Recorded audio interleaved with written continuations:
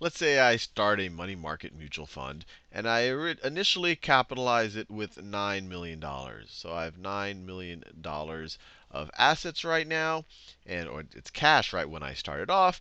And I'm also going to have, and this tends to be the case for money market mutual funds, is I will create 9 million shares or 9 million units. So I will divide this up into 9 million shares. So right from the get-go, my net asset value, so my asset value is 9 million. I have no liabilities to subtract from that. So my net asset value is going to be the same as my asset value. And so my net asset value per share, my NAV per share, is going to be $9 million over 9 million shares, or $1 per share.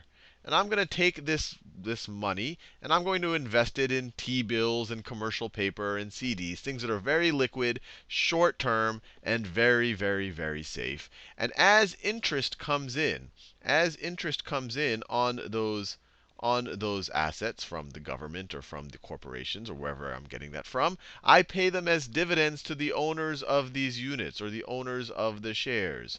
So they get dividends. And so it doesn't automatically, although you could set it up so it automatically does it, but in general, it won't go right back into the asset pool. So it'll just stay at $1. My asset pool will just stay at my NAV per share will just stay at $1. Now this is the case of almost all money market funds almost all of the time. But every now and then, something really wild might happen. So they might invest in super safe things like T-bills or commercial paper, short-term loans to very safe companies, commercial paper.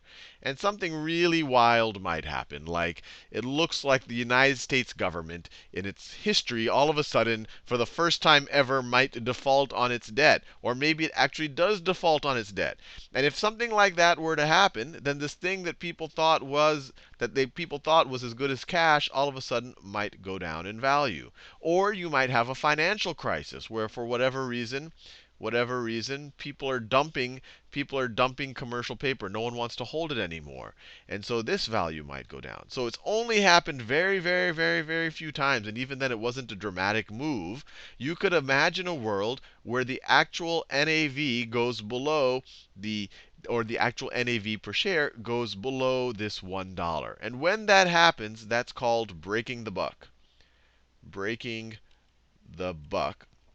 And most mutual fund companies that run a money market fund like this, even if something disastrous like this happened, and this fund goes from $1 NAV per share to 93 cents or 95 cents NAV per share, it's such a bad signal to customers that this thing that you are marketing is essentially as good as cash, as good as a savings account, is all of a sudden something that someone might lose money on. What tends to happen, and this is why there's been so few times in history where investors actually lost money on money market funds, is even if these things do lose value, the parent company of the money market fund usually makes them whole. They usually say, look, it might cost us a little bit money to make this share or make this fund whole, but that's less than the cost or the harm to our actual reputation. But once again, I want to emphasize this has happened very, very, very few times in history.